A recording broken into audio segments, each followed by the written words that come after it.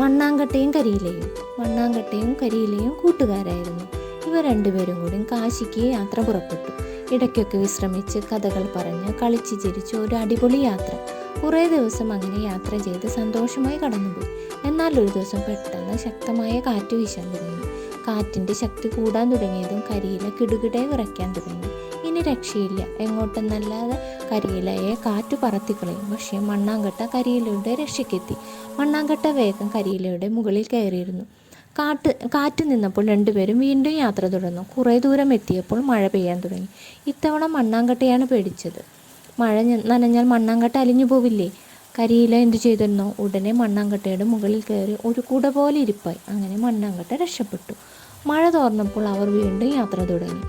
പിന്നെയും കുറേ ദൂരം ആടിപ്പാടി കളിച്ചുല്ലസിച്ച് അവർ യാത്ര ചെയ്തു. പെട്ടെന്നാണ് കാറ്റ് വീശാൻ തുടങ്ങിയത്. കാറ്റിൻ്റെ ശക്തി ആർജിച്ചതോടെ മഴയും ഒപ്പമെത്തി. ഇപ്രാവശ്യം കൂട്ടുകാർക്ക് പരസ്പരം സഹായിക്കാൻ കഴിഞ്ഞില്ല. പാവം കരിയില കാറ്റത്തെ എങ്ങോട്ടോ പറന്നുപോയി. മണ്ണാങ്കട്ടയാകട്ടെ മഴയത്ത് അലിഞ്ഞില്ലാതെയായി.